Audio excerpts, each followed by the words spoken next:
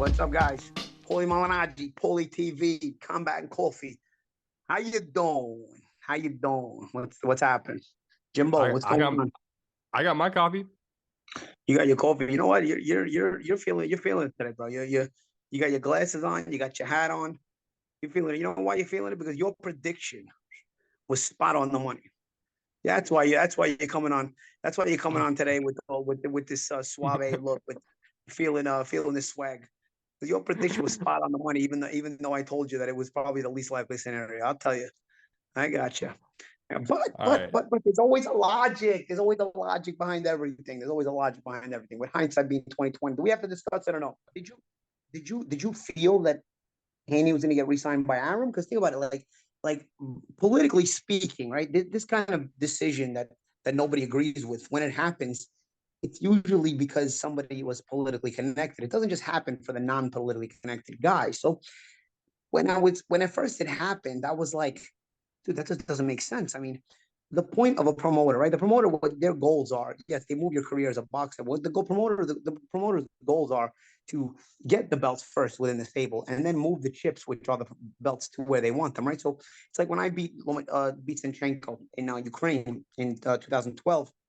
I brought the belt to Golden Boy, but really they didn't care for me to have it. They wanted to shift it over to where it would make a lot of money. So then they shifted it over to Broner. In a controversial decision, they didn't care. They needed to shift it over to Broner, And they but they had the weren't going fight to send. there. And I They mean weren't going they to. had the belt there. What I'm saying is they weren't going to send Broner, a bigger asset to the company, to Ukraine, to risk him over there, because in Ukraine there's a lot of variables that you might get robbed over there at the time, right?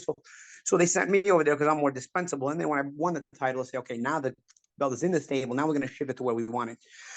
So in judging the way this fight was going in, Haney and Lomachenko, I said, Aram has Lomachenko on the contract. He does not have an extension on Haney. So therefore, politically, Haney has to really win the fight, because politically, there's nothing really backing him to hold this, because the point of the chips being moved are for the chips to move to where Aram wants them to be, which is to Shakur Stevenson, where he's the budding star, he's the young guy, and he's the guy who basically is going to carry boxing on for the American scene in the future, while him and Gervonta Davis. So I was looking at it like the best scenario for Aram to shift the belts to Shakur Stevenson is for Lomachenko to beat Haney, and then for the belts to shift over to Shakur Stevenson. So I looked at it over that way, and so you thought, even from a close fight, if it would have been a close fight, which it wasn't, if it would have been a close fight, Haney wouldn't have got the decision unless he was re-signing with Aram. So it kind of left me a little short, because again, in the past, you can always figure out a reason why a decision like this happens. A decision nobody agrees with, that it happens. Well, I had my sources that a couple of people told me, a couple of good sources told me that Haney had re-signed with Aram. And so I got, now I'm getting a lot of rebuttals saying Haney didn't re-sign with Aram. But unfortunately for those people, I'm here at an MVP show, which is the Jake Paul show that I'm working tomorrow. And there's more people here telling me, yes, Haney did re-sign with Aram. So I don't care what When Devin are we Haney gonna find that out? I think, I can't confirm it for sure. I mean, listen, I'm not in these people's bodies. But again, when you think about the logic of the decision happening, like Aram would have been totally screwed if Haney wins the belts and doesn't, and then he can't control Haney, right? So, and I'll give you one example too. I mean, besides the fact that this never happens unless the promoter makes it happen, why would the promoter want his own guy to lose the fight? Because again, then that means he can't shift the pieces over to Shakur Stevenson, or it makes it that much more difficult of a negotiation to get the fight over to Shakur Stevenson to get the belts. So it didn't make a lot of sense. But then I got one variable for the older boxing fans. Do you remember when Oscar De La Hoya fought Felix Trinidad? And these were fighters that neither promoter had options on. So Aram came full throttle with Oscar. Don King came full throttle with Trinidad. And when Oscar Trinidad was awarded a dubious decision, you could see the reaction Aram had, because he had no points on Trinidad. He had no part of Trinidad at all. So he knew he lost everything on that fight. And he went crazy. I mean, you ask Aram about that fight to this day, he's still going crazy about it. If you ask Aram about that decision and the judges, he's still going nuts about it. So you can see like the way Aram reacts when he gets screwed, and when his fighter gets screwed in a fight where he doesn't have any piece of the winner, as opposed to the way he reacted with Lomachenko and Haney, where he's doing a little bit of an acting job, making like, oh, Lomachenko won, the people around me thought he won. But in reality, in another interview, he's saying, nah, I'm not a judge, but the people around me thought he won. and so on and so forth.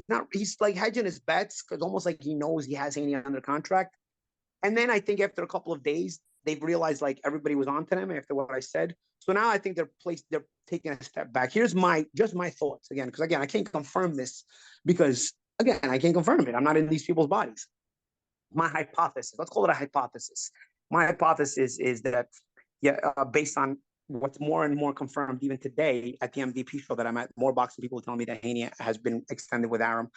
So I'm getting more sources that are confirming this, but again, still can't confirm it for sure, right? So my hypothesis is this. I think that they are going to let this blow over for a little bit, because right now it would be like that would basically put the motive behind why Lomachenko got screwed. That would put a motive on it, just like you always see a motive behind everything else, right? So I think it would put the motive there, so they don't want to give that. So I think they're going to let this die down, let this die out a little bit. Today, Spence and Crawford was announced, so they're going to like let that take over the news, and people will forget about this whole shindig with this decision. Interesting timing with that. Interesting timing. Interesting timing. But then also, the summer will happen, and Spence and Crawford will actually happen. The fight will actually happen. I believe around August or September, you'll start to get an announcement where they'll say Haney extended with Top Rank, and either he's going to make the fight with Shakur is signed for the end of the year, or Haney may be moving up in weight and he'll fight a Top Rank opponent. Either way, that's what I believe, hypothetically speaking, based on what I'm seeing and hearing. And by that point, people won't be able to put two and two together. That in reality, Haney would probably have had signed before the Lomachenko fight, and they just didn't want to uncover that. You play chess, not checkers, outside the ring too. So I think they're playing chess, not checkers. It's dishonest. Don't get me wrong, but there's always a reason for dishonesty in boxing. Like, you can always kind of follow the money to where the dishonesty is going. And in this case, it was hard to follow the money until you start to really uncover some of the hidden secrets here, or the possible hypothetical hidden secrets here.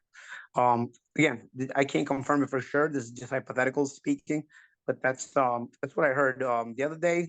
And again, that's what I heard just today. I heard this from some people here doing the MVP show that I'm working tomorrow night on DAZN. And I have two questions for you. And that would put a motive behind everything about why this happened, And again, now that allows you to now shift those pieces to Shakur Stevenson, which I think, I think Shakur was always the best guy in this weight class. And I think, with respect to Gervonta Davis, of course, who I think is still the star of the weight class, I think Shakur is the best fighter in the weight class. And so I thought no matter who won the fight, regardless, I thought Shakur would beat the winner, if that winner was going to fight him. But I just thought that under the circumstances that we were told before the fight, the only way that was going to happen was if Lomachenko won and he was going to fight Shakur. But I think now with what I'm hearing, it kind of starts to make sense as to why this decision was gotten. Because if Top Rank has Haney, he's more valuable to you than an older Lomachenko, because you can still get him, but you can still get him beat by Shakur, and then you can repackage him at 140 pounds as, hey, he was struggling to make weight, repackage him. He's an ex-world champion, and he's ready for all the big times at 140. In the meantime, you also get your undisputed title in the hands of the guy you wanted, which is Shakur Stevenson, who now becomes a big pay-per-view star that he was always, I guess, destined to be, or always tabbed to be. That would put him in that category, So I'm hypothesizing here with some pretty good clues, but I'm guessing this is the way it's going to play out, or somewhat around like this, I have two questions for you. Yeah. Have you rewatched the fight? I have not, but people saying that I watched it with need to watch it with no volume. I did watch it with no volume. I was talking on the live. I wasn't listening to the commentating. I was talking to the people in the room with me. I didn't listen to any commentating. So, and number two, when you rewatch any fight, you're looking at it now from an emotional perspective, and you're not always putting what you're supposed to be putting. Now you're looking for reasons to give the other guy rounds.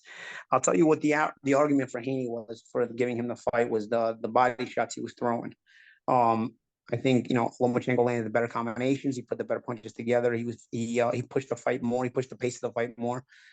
Even though Haney was coming forward a lot of times, he was landing one body shot at a time, and that one body shot at a time, every once in a while, was blocked by 3/4 of that body shot was blocked by the elbow of Lomachenko each and every time. So you're giving Haney credit for a once in a while punch that he's throwing that is 3/4 blocked each time he throws it. And so actually, if you watch the fight, Lomachenko lands cleaner body shots than Haney does. They actually get inside the elbows and between the elbows and the stomach and whatnot. So even that argument to me starts to get a little lame.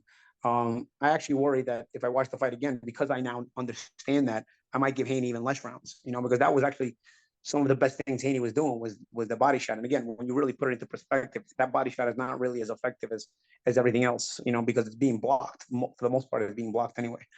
And then Haney's not really doing a lot of other things. Not really a lot of other things you can say Haney did. In terms of, there was little spots where he gave, but again, my point of the decision was there's rounds where Loma's doing all the work. There's some rounds where Haney's doing all the work. And then there's some rounds where Haney's doing some work, but Loma's doing better work. So those are rounds where you can, if you really want to stretch yourself, you say, I like the work Haney did in that round. I'm give it to him. But that would have to mean you have to ignore the work, the better work Lomachenko did in the same round. And then if you start to give, and if you really stretch it that way, like I said, I think you can maybe give 6 rounds to Haney, But if you start to go into 7 rounds for Haney, 8 rounds to Haney, now you're purposely ignoring very good work that Lomachenko is doing in rounds, and then so now you've got a bias. There's no way. It's almost like I remember when Teofimo and Lomachenko fought. You're almost looking late in the fight. Lomachenko surged so much that you're almost looking for a reason to give Lomachenko the fight because he surged so much. But then when you really watch it, I'm like, I couldn't give him more than 5 rounds, bro. So Teofimo wins the fight 7-5. I couldn't give Loma more than 5 rounds. So it's like, I feel the same situation here where you if you really stretch it as much as you can, you still can't give Haney maximum 6 rounds, And if it had been given 6 rounds, then what's interesting is we'd probably be talking about a rematch, and we'd be talking about an interesting go round here again, But yeah, that's the long and short of it of how I feel. People got to Haney winning is by crediting a punch, which is one single punch at a time to the body, that wasn't even landing cleanly ever. It was going. For the most part, it was 75% blocked by Lomachenko's elbows, and a lot of times it was countered as well. So I don't know. Very, very difficult. For those people saying that you got to take the belt from the champion, I have my own built-in argument because I fought Broner 10 years ago and I made the fight. I threw a bunch of punches more, threw better combinations. Broner landed some good shots too, but I felt like if you got to take the belt from the champion, that wasn't a fight where Broner took the belt from the champion, yet he was still awarded that fight. Same thing with Canelo against GGG in the first fight. Canelo GGG in the first fight, Golovkin is the champion. You've got to take the belt from the champion. Canelo didn't do anything. Granted, they didn't take the belt from the champion, but they made it a draw, and it was an easy win for Golovkin. If that's what Golovkin had to do just to get a draw, then you knew he was never going to be awarded decisions again against Canelo. So it's never really about the champion. It's about who the money wants to move in the right direction. And so if that's the case, then it leads to more and more clues that there's something behind Haney, like Arum, because it was Arum's date, and so because the money would mean it would have to wind up being behind Haney. Like I said, ultimately the money is behind Shakur, but it was going to be used as Lomachenko to push it over to Shakur. But of course, if you can get Haney instead, you now get double the money because you can now shift the money over to Shakur, the belt over to Shakur. Yeah. But like I said, you can now repackage Haney under your stable. You can keep him as a top-ranked fighter and repackage him under your stable at 140. And now, repackage. You saw the pictures of Shakur. You saw the picture of Shakur at the fight that you sent me.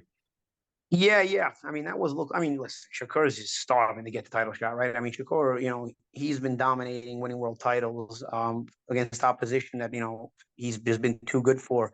Now, and there have been opposition that have been championship level, but they've been guys who, people aren't super, super high on, right? So, now you're starting to get to opponents like Lomachenko, like Haney, where people, really talk about them in high regard. So you get a chance to fight for a world title against one of these kind of guys.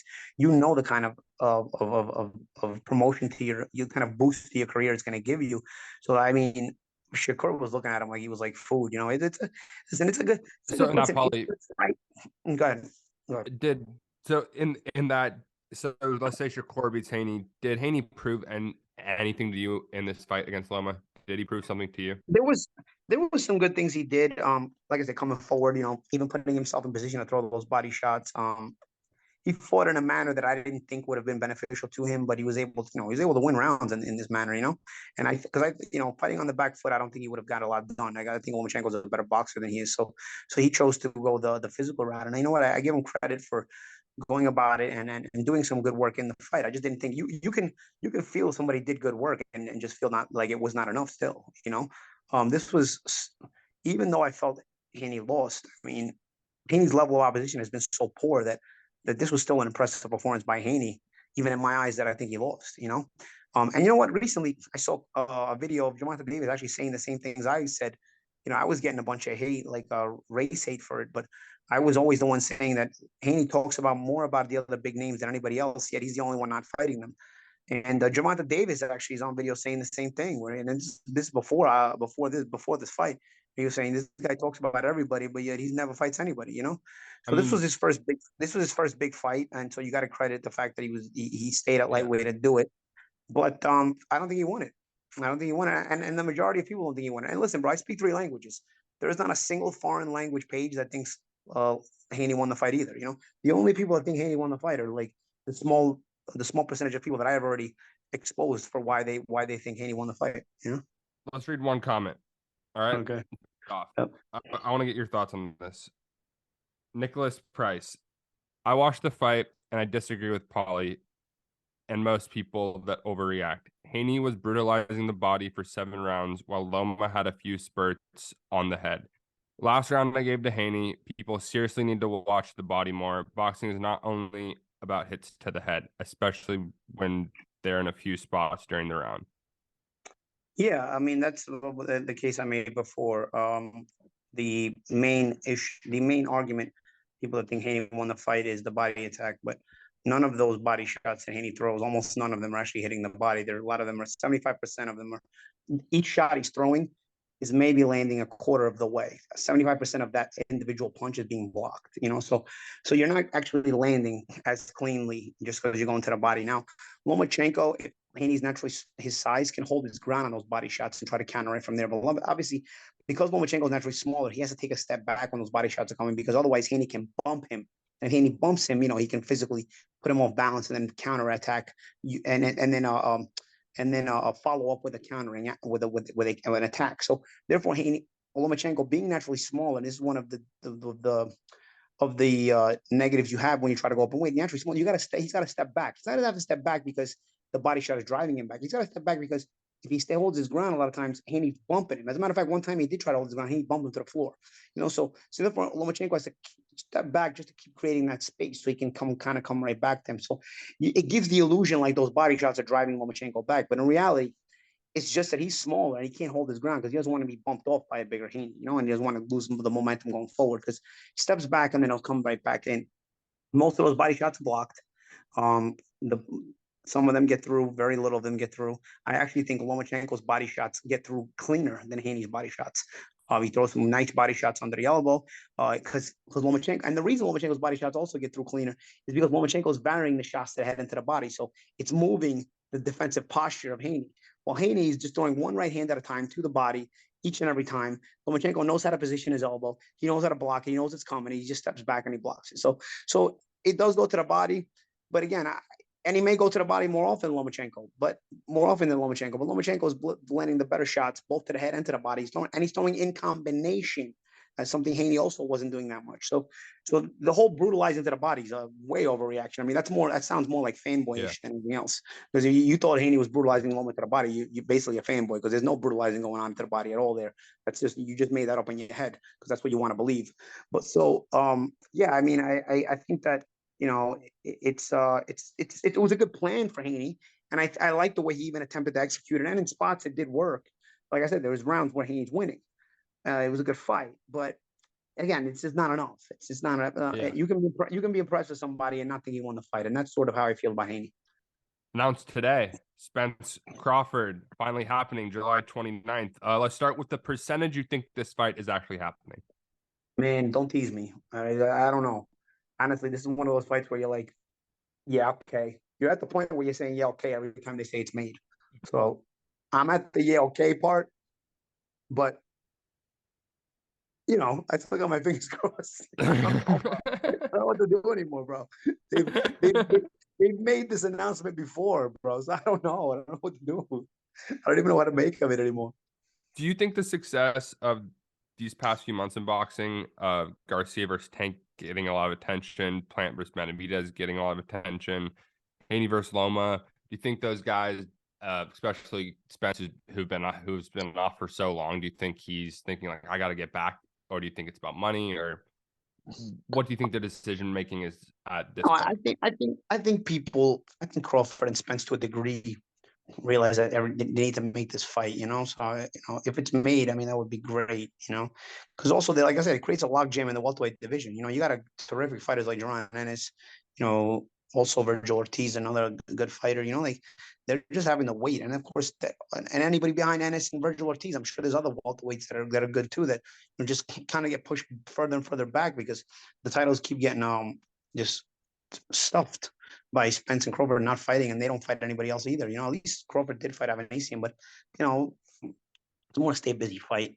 So you need to get this weight class moving. So this fight needs to happen, not just because it's the fight that everyone wants to see, but also because the weight class itself has to get moving. You know what I mean? Like you gotta let it breathe a little bit, bro. Sometimes you gotta let it let the air out and breathe a little bit. You know, let these guys fight, boom, blow it up, and then let it breathe a little bit. Let Jerron step in and get title shots. You know, the winner will probably either way. I think both of these guys move up and weight after anyway. So guys like Jerron and Virgil can come in and get some title shots and win titles that they probably deserve to win. And get money opportunities that they probably deserve, and all this other stuff. So the fight has to happen for so many reasons, not just for fans and for these fighters themselves, but also for the other fighters in the weight class who have just been slitting there, literally sitting ducks, getting older. You age every year in boxing. Yeah. So you had Crawford as your pound for pound number one for a while now, but you've always said Spence beats him. Yeah, I still believe that. Expand on that. I still believe that because I think Crawford is a more complete fighter. I think, he's been through different weight classes. He's naturally smaller though, but he fights out of both stances. Very, very deceptive, very, very skilled, very, very intelligent. High IQ boxer. I think Spence is not as high IQ of boxer, and I'm not even sure he's as talented. But what he does do, he does super well, and he works in a very physical manner. So he working in a very physical manner and being the naturally bigger guy. And if that's what you do best, is work in a very physical manner, then you're going to physically, I think, grind down the more finesse fighter who may even be better than you. But eventually, he's just not the same size naturally as you weight wise. So I think you grind him down. So I've always felt that Spence was just too strong, too big for Crawford, even though I felt like Crawford overall is actually a better fighter with more wrinkles to his style and more dynamics to his style. It's just what Spence does. He's got an engine, and he really, really debilitates you physically and mentally in a fight, and he brings a pace on you that is very hard to control. Now, granted, the science of this fight is going to be interesting because the breakdown of this fight is going to be interesting because Crawford has different methods that he uses to control the pace by confusing you from the right-handed stance, from the southpaw stance, putting you in positions where he's hitting you with shots you don't see, and so all of a sudden you might want to pressure him, and now your confusion makes you stop pressuring him because you don't know how to find them because he switches stances so fluidly. So it does make for an interesting talking point, because you feel Spence has been a guy who breaks you regardless of the kind of fighter you are. He physically gets to you, and You he almost breaks just said Loma because you've been talking about him so much. Yeah, I just caught you. Yeah, I just caught you. yeah, yeah. So I mean, Crawford has been so deceptive in so many different ways that you start to get curious if his deceptiveness is able to confuse the pressure of Spence just enough. Because if you slow it down just enough, Crawford now has a pace that he can handle and he can start out box Spence. But if you're not able to do it, and Spence is just so big, so strong, and the engine is like a locomotive, he gets to you. You start getting to that body when he starts putting that pace on you. It starts to get really, really difficult for a guy who's turned pro at lightweight. He's a naturally smaller guy. So I think it's an interesting fight. It's an interesting fight, but that's why I pick Spence. But those are the two things I think you need to look for in both guys. But I think Spence's natural size, pace, body attack at close range, physical style, eventually wears down the smaller but more talented Crawford. Your May 25th prediction. That's today of my May 25th position is I'm gonna say, I hate to say because I like TC. Like I said, he's my number one pound for pound, but I think Spence stops him 9 or 10. I have you'd say Spence is gonna stop him. I have Spence Yeah. also stopping him. Yeah, 9 to 10. That was Yeah. my exact one too. Yeah. All right. All right. Yeah. I mean, we'll see. We'll come back to this when it gets canceled in like a month, and we'll. Thank God, thank God, both of these guys are black, so I don't have to get blamed for racism every time I make a prediction. Thank God. Thank God. All right, we only have 1 minute and 30 seconds left. So quickly, I know we were talking a little bit. I don't know if you want to break the news that Al Heyman said you're the alternate. I'm the alternate. Yeah, I have to just make weight and be ready just in case because this fight has been on the cusp of happening so often that people are going to be so disappointed that if somebody pulls out or if this fight doesn't happen again, that I'm ready to step in. I can make a big sell. You know why? So many people already hate me. So if I step in against either Crawford or Spence, people are gonna be dying to see me get knocked out. I'm gonna be the guy who's on. You're ready? Yeah, well, I'm gonna be ready. I'm not ready yet, but I'm gonna be ready. No more cannolis. No more pizza. No, that's it. My summer is done until the end of July. I'm the backup opponent, and so I'm gonna have to be on standby. You know, when you buy an airplane ticket on standby, I'm gonna be on standby just in case. And they might have to call me in. All right. Well, I can't wait. Hopefully it happens. Combine Coffee 6. Thanks, Paulie. Boom.